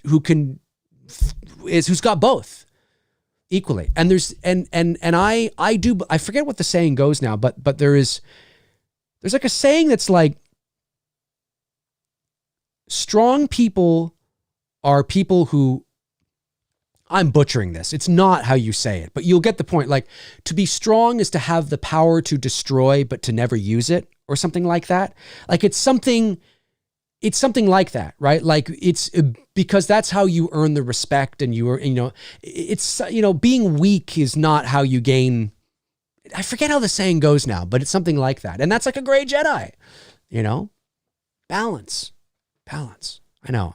I bet you're the people that are watching right now, and they're going to be watching after the fact, rolling their eyes at me going, shut up, McRae. Probably. Galford's dog says, Wes did do Curse, but he supposedly got the Zack Snyder treatment and disowned the film. Really? Oh, I didn't know he disowned the film. I did not know that. Tiffany Moses Shante says, Red Eye is full of tension. Yeah, from what I remember, it was full of tension. It was. Oh, that's right. Chester's right. Yeah, he did the movie named They. Very good, Chester. Going hard into the paint there. I like to see that. He did do They. You are correct. I think he did do They as well. Where are you? There you are. Let me scroll back. Okay, have I got all the super chats? I think I have gotten all the super chats. From what I know, anyway. Maybe I did, maybe I didn't. I don't know. I think I have. Hopefully I have.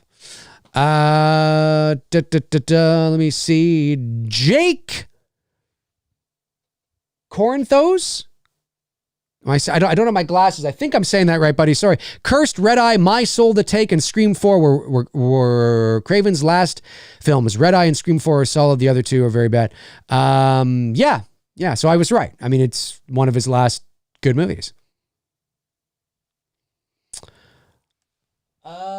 Loggerhead says, hey, Dave, have seen The Wrath, 1986. Do you think it's a good movie? The Wrath? Is that what that says? The Wrath? I think that's what that says. I have not seen it, so I don't know whether it's good or not. I'm not really sure. Yeah, Shocker. That's right, Cody. He did do Shocker, but that was a long time ago. That was a long time ago. He did do Shocker, yeah. But good choice, Cody, for a video, you know, giving some love and appreciation to Wes Craven. That's a good idea. That's a good idea. Good old Wes. Good old soft-spoken religious Wes. Now, I don't know if he was religious in his later life, but he did come from a very religious upbringing. That's common knowledge, which is why it's so ironic. Like he was a very, I don't even think he was allowed to watch horror movies or maybe even movies. Anyways, he comes from a very religious home, a very sort of strict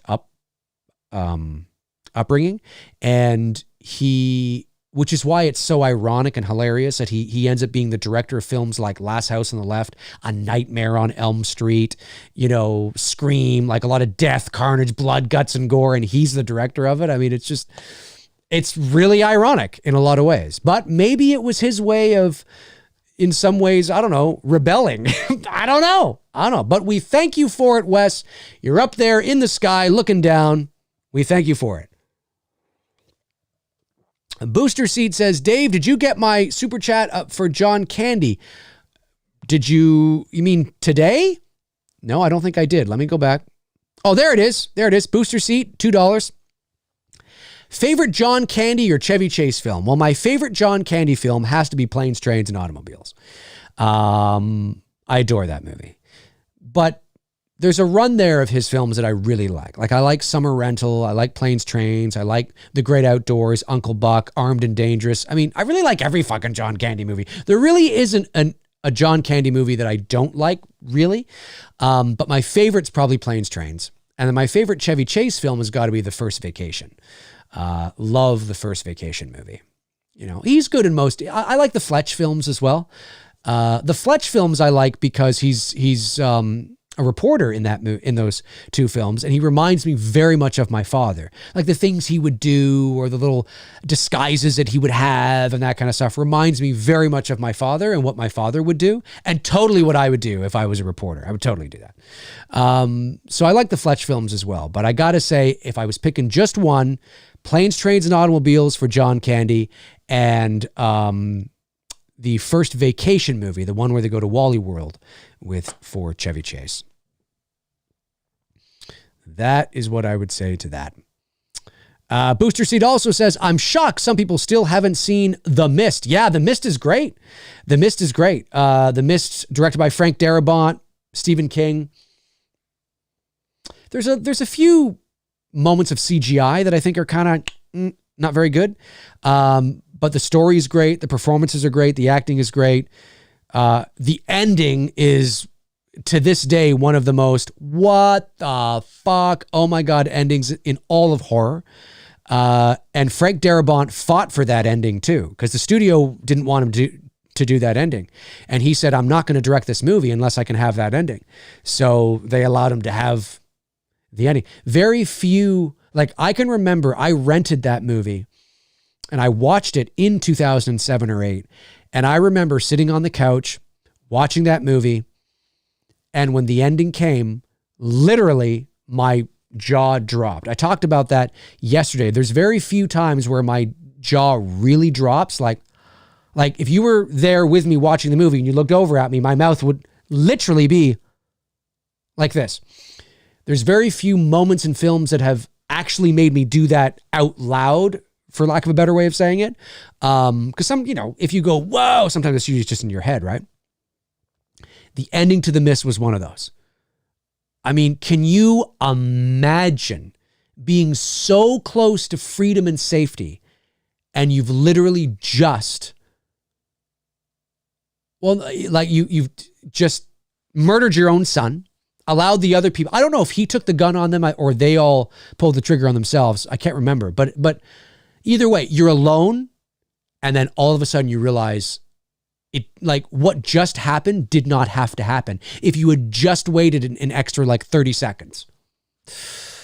Can you imagine? Oh, come on. It's crazy to me. Such a great ending. Such a great ending. So great. Tiffany says, same, Dave. I assume you're talking about the mist it's ending. Oh yeah, it's great. It's great. Let me see here. Okay, I got the. Oh wait, Silver Wolf Society. I like that name. Sends in $2. Says, Dave, you a Norm Macdonald fan? I wouldn't say I'm a Norm Macdonald fan. No, I'm not a fan. I'm just indifferent. I realized that he was, who he was. And obviously I know who he is or was, because obviously he passed away. He was Canadian too, I believe. So I'm not a fan, but I'm not a fan. He's just indifferent, I guess. How I feel about it. Flat Lives sends in $5. Says, hey, Dave, what is some of your all-time favorite TV shows? Ooh, all-time favorite. Well, I would have to say I don't watch a lot of modern TV shows. I'm going to start going back to sort of when I was a kid or a teen or in my 20s.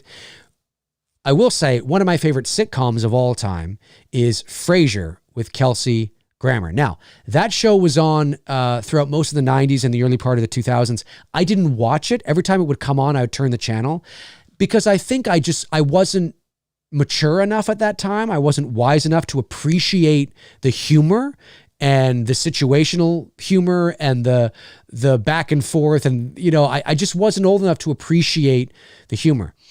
My girlfriend reintroduced me to it because obviously I knew about it. She's a big fan of it. And about maybe 10 years or so ago, we started watching them all. And I love it. So I was a late bloomer to Frasier, but Frasier is one of my favorite shows, period. I think it is so good and so funny. It's just awesome. So that for sure. When I was a kid, like a little kid, like you're talking He-Man, Alf, right? The alien from Melmac. I liked Three's Company as a kid. I know that's not really for kids, but I liked it. Today's Special, the kids show Today's Special, I really liked. What else? If you live in Ontario, Canada, well, maybe it was all across Canada. I'm not sure, but definitely it would have been all across Canada because it aired on CBC. So I liked Mr. Dress Up back in the 80s and the 90s. That was like Canada's version of Mr. Rogers. Let me see here. What other shows? More shows today. I don't watch TV. That's the thing. Well, I guess I could say Stranger Things. I appreciate it. I like it. It's cool. It's geared towards people of my age, obviously. That's a cool show. But when it comes to like the more mature, like, your Walking Dead, your Breaking Bad, I've never seen them. I don't watch them. What other sitcoms? Frasier. What other sitcoms did I get into? Everybody Loves Raymond, I think, is a hilarious sitcom. Seinfeld, I really like. What else? Yeah, I don't know. Those are some. I really liked it went 4 seasons. It was on Netflix called Unbreakable Kimmy Schmidt. Fucking hilarious. Really liked that show. That was funny. I got to start watching more TV shows on Netflix. I just don't usually watch them. I got to. I have to do it though. I have to do it. I just don't usually do it. I don't have to do it, but Frank Riker, my man, sends in $5. Says, would you rather bone Ethel from Friday the 13th 5 or Zelda from Pet Sematary? Ooh, man. Frank, that's a good question, Frank. That's a good question. Well, considering Zelda from Pet Sematary was played by a man, and listen, hey, whatever floats your boat, right? Hey, that's fine, no fine. But me, I think I'm gonna have to go with Ethel. You dildo. I think I gotta do it. That's Ethel, right? I think I've got the right character. Hopefully I do. I'm going with Ethel. There it is. Going with Ethel. Oh, Tom Hungarian, Saved by the Bell. Yeah. Oh, the Golden Girls. Right. I forgot about the Golden Girls. Jesus, I am an unabashed fan of the Golden Girls. I love the Golden Girls. Now, obviously, if my mother and my older sister were not into the Golden Girls, I probably would not have watched it. But I used to watch it with them as a kid back in the 80s and the early 90s. Love that show. absolutely hands down in my top 10 shows of all time. 100%. Easily. Love that show. And of course, Saved by the Bell. Yeah, that was fun. That was fun. Fresh Prince of Bel-Air, I watched after school and things like that too. Yeah. Different Strokes. Yeah. Facts of Life. You take the bud. You take the good, you take the bad, you take them both, and there you have the facts of life. Like the facts of life. Never got into that 70s show. Okay, I got Frank's. I did get Frank's. I think I got Frank's there, yeah. All right. Matthew McConaughey. Modern Scripts Production says, Frasier is such a great show. Love that show and think it's one of the best sitcoms of all time. I could not agree more. Modern Scripts Productions. Could not agree more. Hope those modern scripts in your productions are going well. Blair Hathaway says, Dave, can you do an impression of Mr. Belvedere? Very random. No, I can't say that I can. I cannot say that I can. But thank you for the question. Let's see here. Tony Movie Chappie D9 Neil Blomkamp fan says, Dave, speaking of Frank Darabont, whatever happened to the guy? I will never understand why the guy stopped making movies. He could have become one of the greatest directors working today. Well, he's still in the business. He's still directing, but he's doing a lot of television shows. I think Frank Darabont is one of the creators, or at least partly responsible for the show The Walking Dead existing at all. And I think he's directed a few episodes, written a few episodes. He's still there, but he hasn't directed a feature film since 2007's The Mist. And the reason why I want to see Frank, and it could, listen, maybe he just doesn't want to do it. Maybe he's just like, you know what? I've done it. I don't want the headache. I don't want the fucking bureaucratic bullshit. I don't want studios breathing down my neck. I just want to do my own shit. Maybe. Not that you don't have that with TV shows too. You do.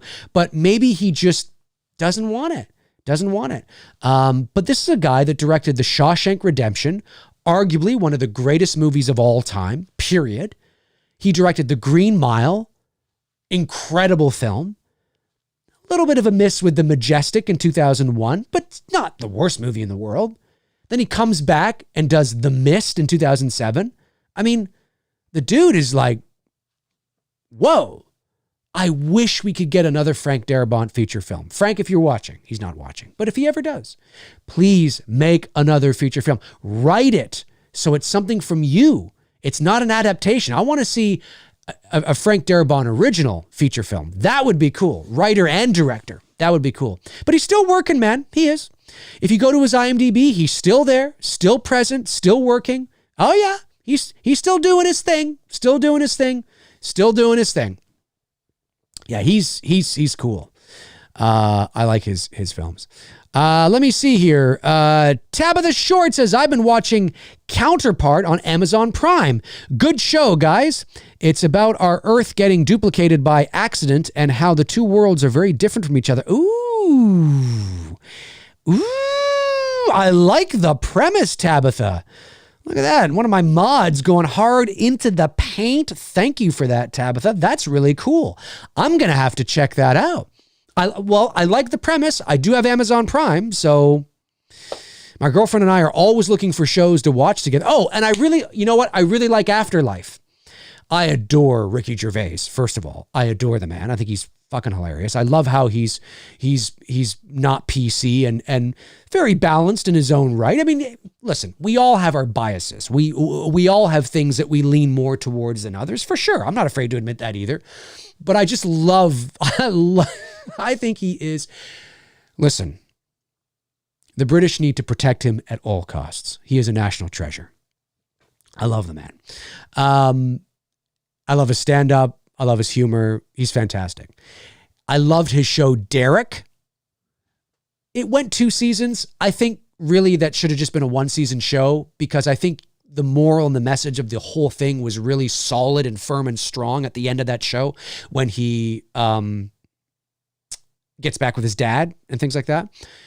The second season, it just felt kind of like just because. There were some funny moments, but some sad moments too, but I love Derek and I am really enjoying it. I still haven't started watching season 3 of Afterlife yet. I have to start watching it. Want to watch it for sure. Seen the first 2 seasons, love Afterlife, think it's great. And what was the other one? There was another one I was going to mention. I forget. Oh, I want to watch The Girl in the Window Next, or The Girl in the Window Next from the Girl Across the Street from the Girl in the Window or something, or The Girl in the Blinds with Bell, Kristen Bell.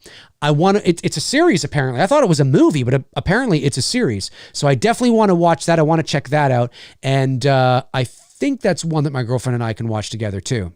Because obviously we have, different tastes and things like that. So I think that'll be one we can watch because we like her as well. So, and it looks kind of funky and funny and mysterious. So that'll be cool. Yeah, I forgot about those. So yeah, there's a few modern shows that I watch, but not the ones you would expect, right? You look at me, I'm a guy, I'm in my 40s, I'm into movies. He's probably watching, the more guy type shows, No, I don't actually. I don't. I mean, I will on occasion, but not as much as you might think just by who I am, maybe. I don't know. I don't know how people see me. Darren, Ethel, swing. Ethel's hot. Listen, I think compared to Zelda, I'm just saying. And did you know, what's her face? Ethel, I forget the actress's name. She's doing fucking conventions. She just did a convention not too long ago. That's amazing. Absolutely amazing. And she's in the getup too, to get photos done. Really cool. Whoa! Mendel Goodman sends in a very generous super chat of $200. Mendel, my man, you did not have to do that. But very appreciated, very much appreciated anyway. Thank you so much. Thank you so much. I can't talk today. I'm all over the place. Sound like our prime minister. If you're not familiar with Justin Trudeau, he tends to do that a lot when he's not reading off a teleprompter. He's kind of sound like him today. Very generous, man. Very generous. Appreciate you supporting the channel on that level. That's amazing, dude. So thank you so much. He says, "Hey Dave, why is McRae live not so often anymore?" Well, great question. Okay, well, the reason for that is because there's a couple of reasons. So number one is things got very busy.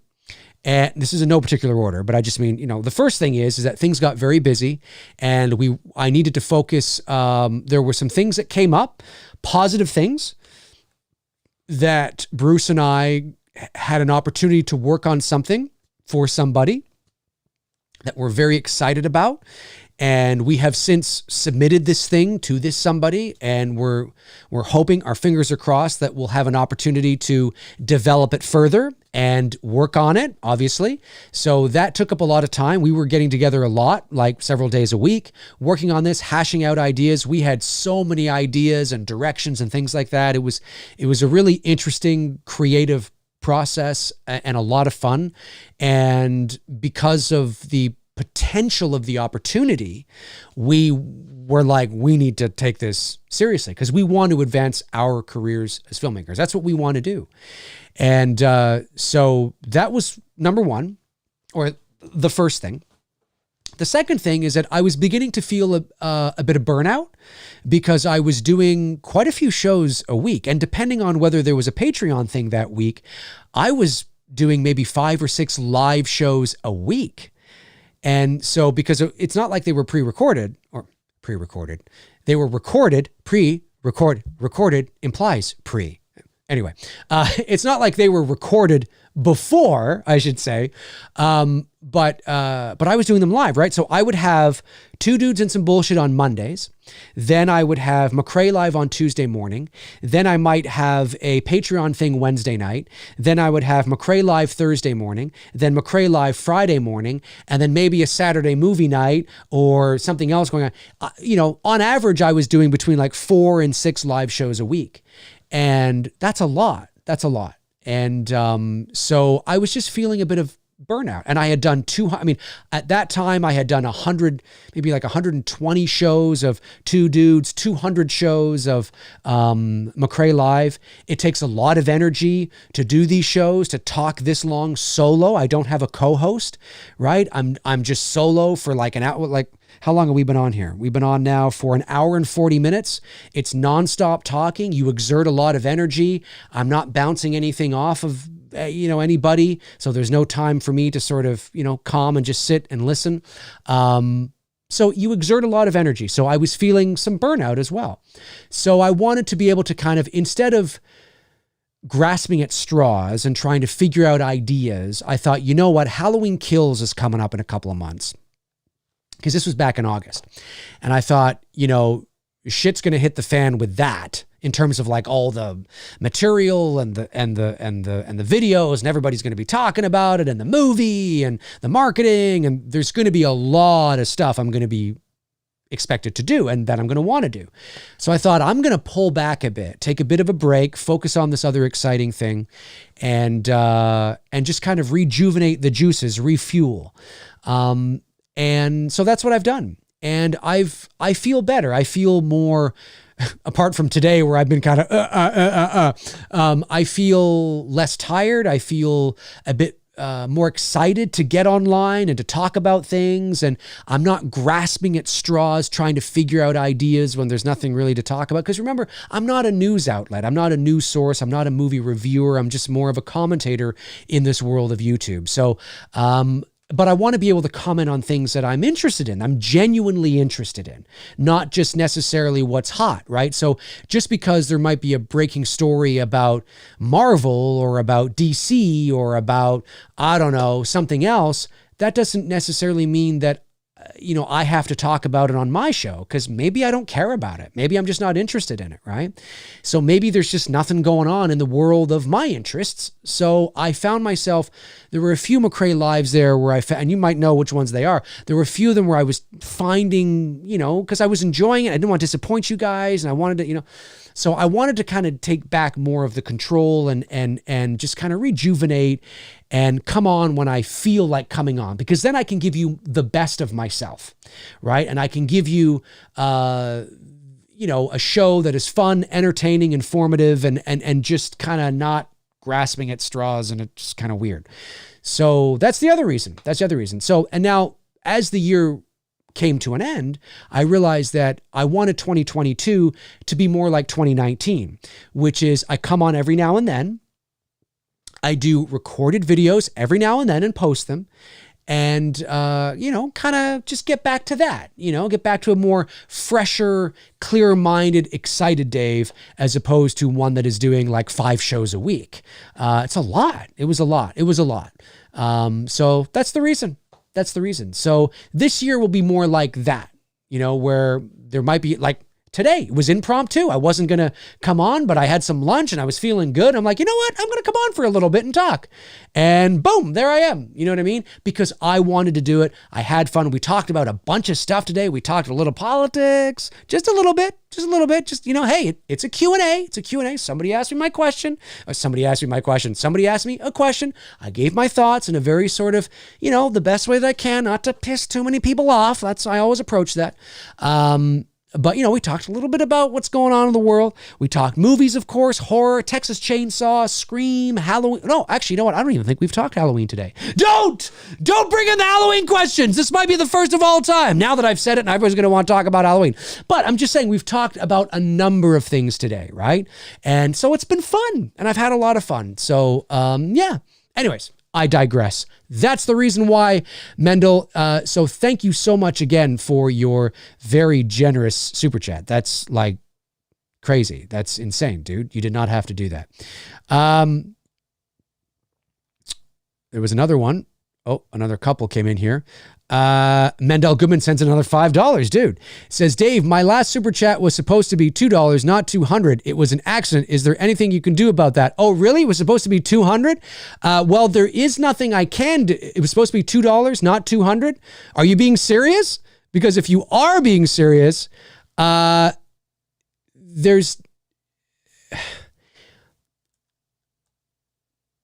There's nothing I can do immediately about it. No. There's nothing that I can do immediately about it. No. So you would have to, if you're being serious, I don't know what to tell you. I mean, because the money doesn't come in to me right away.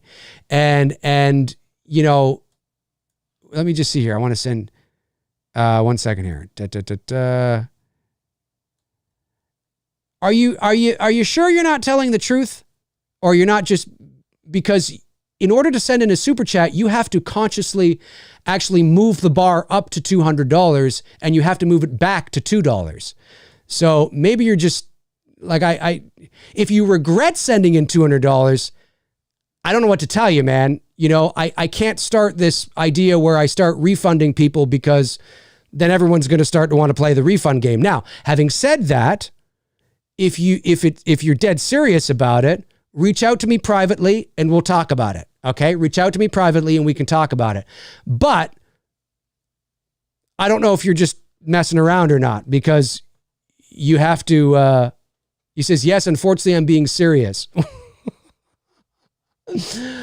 Well, but when you send in a super chat, dude, when you send in a super chat, it starts out at $5. So why did you move the bar up to $200? You have to go past 10, 20, 50, 100, 150. Why did you move the bar so far up? Why did you move the bar so far up? That doesn't make sense. All right. Well, reach out to me privately. I can't do anything about it right now, dude. I can't. Unfortunately, it's something that is, you know, when you go to send in a super chat, it starts at $5. You yourself have to take your finger and move it up. Oh, you think he typed it in? Oh, possibly. It's possible. It's possible. Maybe he typed it in. I don't know. Can you type it in? I don't know. I've never sent a lot of super chats. So I'm not sure. Reach out to me privately and we can talk, but there's nothing I can do about it now, you know? And so, because it doesn't come to me right now and YouTube takes 30. Remember, YouTube takes, 40% of that actually. YouTube takes 40% of it. So, you know, and it's,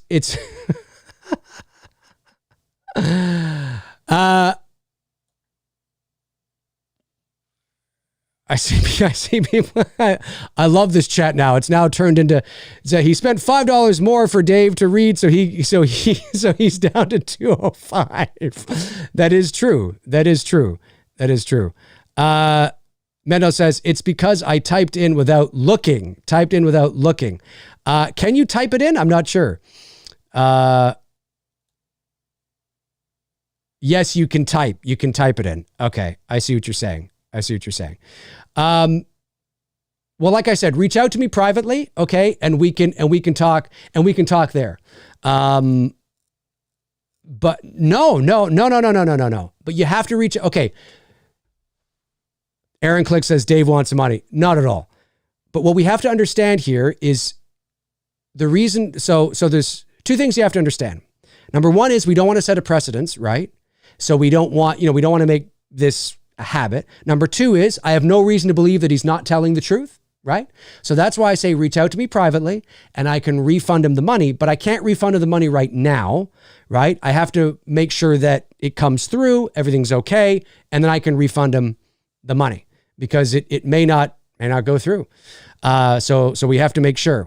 Dave, he meant to put in $2,000, says Darren. Right. Or $20,000 is what he meant to put in. No, there is a max. I think the max is $500 if I'm not mistaken. I think the max is 500, I think. But reach out to me privately and we can discuss it there. I have no reason to believe that you're not telling the truth. I have no reason to believe that. I can see that. For sure. Let's see here. Galford Stock says, Dave's already performed the service. You have to talk to his pimp now. His pimp. Yeah, just talk to my pimp. Talk to my pimp. The Slaughtered Lamb says, be careful, Tab. Dave will be taking a vacation at this rate. That's right. More. Or, hey, that's true. That's true. Or, you know what I could do? I'm just wondering if, because I actually have some things I just thought of this now. I just thought of this now. And I'm not making this up. You let me know, Mendel. I just thought of this now. And I'm not making this up. I just thought of this now because I was going to post this actually in the next week or so. I'm actually selling a few things that would come to about $200. I'm not making this up. I can show you just so you know I'm not making this up. 1 second here. And I could send this to you. Shipping included. I am selling some stuff here. What I am selling is now they're used in the sense that they've been opened, okay? They've been opened. Let me just take that out. But I am going to be selling soon. You let me know. Because maybe you already have this stuff. I'm selling Freddy Krueger. Let me see if I can get this up here. The Elm Street 2 NECA Freddy Krueger. All accessories and his parts. Now, again, it's been opened. It used to sit behind me back there. That, along with Part 3 Jason, NECA Part 3 Jason. Right? I'm selling this for $25. That's $50. I'm selling you NECA. But if not, that's okay. I just thought of this now because I was going to put this at $200 on my Many Things Facebook page next week. That I'm selling Michael Myers NECA. Now I wrapped it up. I don't have the actual box for it in here, so I wrapped it up. Accessories, everything, $25. I'm also selling NECA Laurie Strode. All accessories in there as well. And I was going to also sell Friday the 13th Jason mask, the hockey mask. Part 3 hockey mask, Devil's Latex. And also I was going to throw in, let's see, what's that? That's 25, 50, that I was going to sell for 100. So that's actually $200 right there. 25, 50. Yeah, that's $200. That's what I was going to sell. If you want that, I could ship that to you and we could call it even, or reach out to me and we can talk and I'll post it on my Facebook page next week because it's going up on, I'm going to sell it no matter what. So you let me know. And I will ship it to you. And then get in touch with me privately and I can, and give me your address and I can send it off to you maybe tomorrow. We're supposed to get a snowstorm here tomorrow. So if I go up early enough, I might be able to ship it off. You let me know.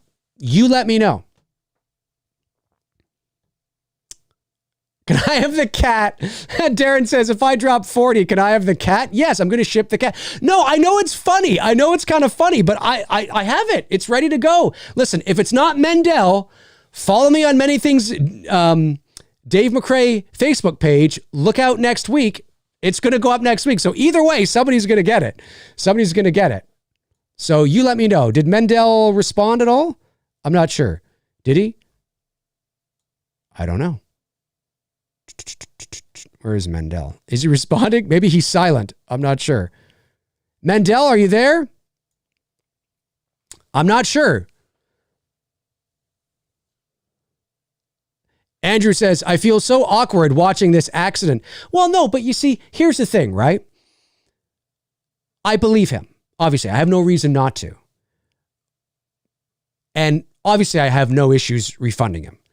But I thought, hey, since I have this here, if he doesn't have any of that and he wants it, that's cool too, right? He said he can't afford it. Okay, fair enough. Fair enough. Well, then get in touch with me. Get in touch with me. And he's no longer with us. He's not in the chat anymore. Is he in the chat or is he not in the chat? If he can't afford it, that's fair. That's fair. Then, as I said, reach out to me privately and we'll talk there. Okay, so if he doesn't want that, folks, follow me on Many Things Dave McRae Facebook page, because or reach out to me privately now and say, hey, I want it, and we'll talk. Darren says, this super chat will be displayed for the next 4 episodes. It's true. Sorry, I can't afford it. Oh, there he is. Okay, so reach out to me privately, okay? Reach out to me privately, Many Things Dave McRae Facebook, all right? You can do that.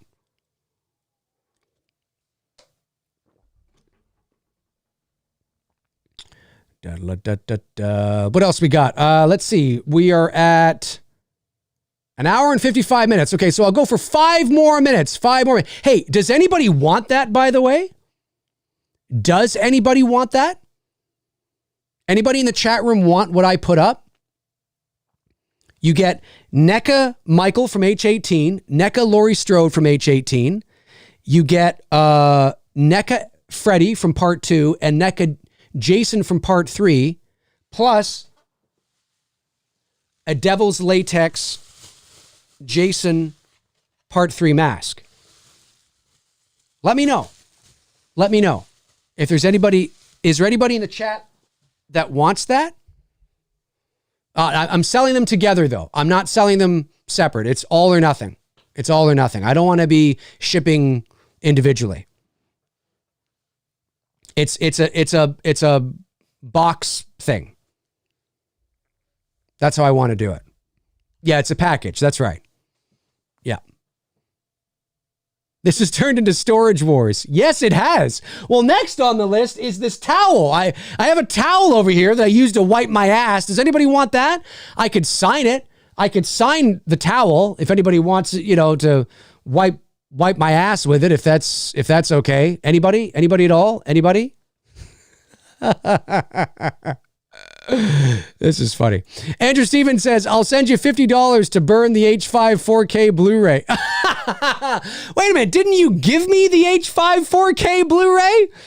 You're going to send me $50 to burn it? Oh my goodness. If I see $50 come in, I'm going to feel bad doing that. I will actually feel bad doing it.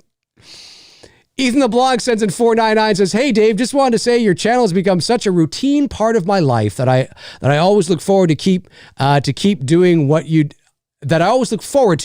keep doing what you do, man. Thank you very much, Ethan. I appreciate that. Thank you so much. Very much. Has anybody, did anybody say that? So again, I don't know if anybody,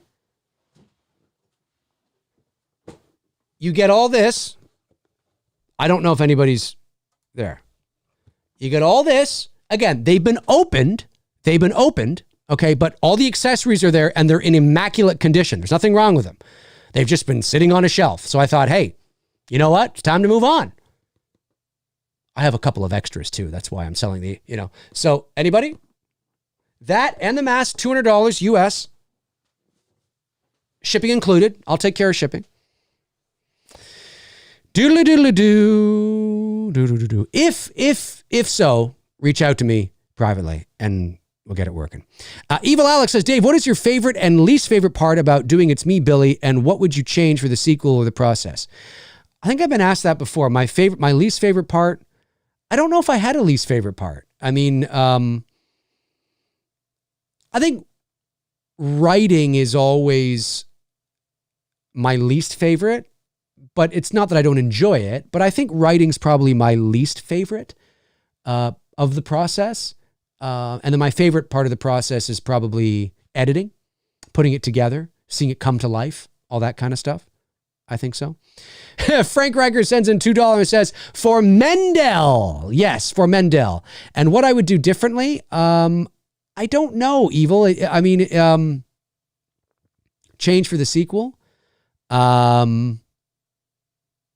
Having an extra couple of shooting days would be nice. Having the budget to shoot for, maybe 9 days or 10 days instead of 7 would be nice.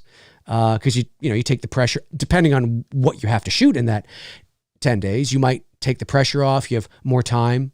Extra shooting days always helps as long as you have the budget for it. So maybe something like that. Off the top of my head, anyway, I can't think of anything beyond that. All right, let me see here. Yeah, no, Eric says, whoa, someone super chatted $200. What's the story there? I'm not going to get into the whole story.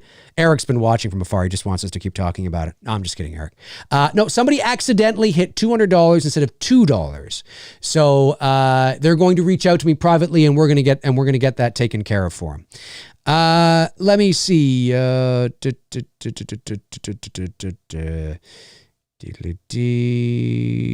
Jose Sixto, is that how you say it? It says, Black Christmas question. What do you think about the fact that in the movie Despicable Me, there is a character named Agnes? I've never seen the movie. There's a character named Agnes who is obsessed with unicorns. One of the minions is called Billy. Oh, yeah, I didn't know that. I've never seen the film, so I didn't know that. Maybe that's a bit of a nod. I don't know why that would be. It's not a Christmas film, is it? So I don't know why they would do that. Or maybe it is. I don't know. Yeah, I'm not sure. Scott McFarlane says, Super Chat Mendel doesn't seem that good for you, Dave, if YouTube takes 40%. Sorry? Super Chat deal doesn't seem that good for you, Dave, if YouTube takes 40%? What do you mean? YouTube takes 40% of every Super Chat. So if you send in like $100, I would get 60. Oh, I wouldn't even get 60 because I think there's even tax on that. No, look, if Mendel did not, anybody who sends in any Super Chat, whether it's $2, $5, 99 cents, is greatly appreciated. You know, you don't have to send it in. Obviously, I attend to the Super Chats. They take priority because people have paid to have their question read out loud and answered and all that. But it doesn't, I mean, every Super Chat is equally as important to me. And in case you haven't noticed, whether you send in a Super Chat that is $2 or a Super Chat that is $200, I give an immense amount of time to every Super Chat. It's not like, oh, if it's $2, I'll only spend 5 seconds on it. And if it's $200, I'll spend, listen, you know me, Darren knows this too. You know that if you've watched me for any length of time, there are Super Chats that are $2 that I spend 20 minutes on because I go off on this thing and I'm talking about it and I'm giving examples and I'm ranting. So there is no, to me, Super Chats, there's no hierarchy in that regard. But this was a mistake, according to the gentleman who sent it in, and I have no reason not to believe him. So he's going to reach out to me privately, and we're going to get it taken care of. All right, I got to get going here in a few seconds, but a couple more Super Chats did come in. And we have the Slaughtered Lamb Movie Podcast says, towards Mendel's refund, thanks for giving us a good laugh. Nathan sends in $5, says, for Mendel as well. Oh, that's very nice. That's very nice. Let's see here.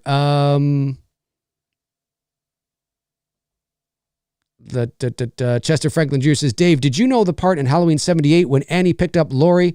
They're singing by Carpenter, Tommy Lee Wallace, and Nick Castle.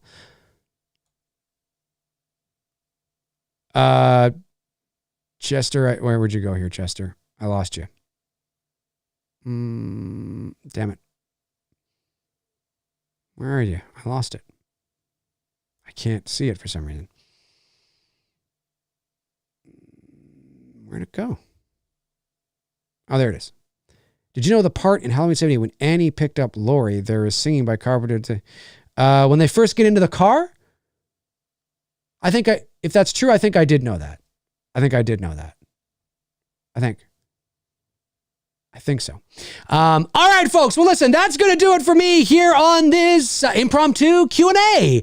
I want to thank our great moderators, of course, Frank Riker, Tabitha Shore, Darren Sands, Chris Baber. Thank you so much for being here today. Thank you to all the Super Chat questions that came today and the non-Super Chat questions, of course. I really, really do appreciate that. And Mendel, like I said, reach out to me. We'll get it taken care of, buddy. No worries there. And if there's anybody that wants this package deal, the NECA characters, the Friday the 13th Part 3 mask, message me privately as well, $200 flat US, and I will get it shipped to you as soon as I can. Let me know.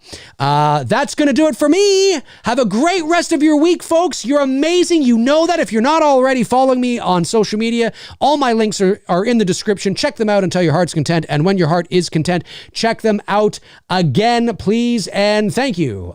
So yeah, that is going to do it for me. In the meantime and in between time,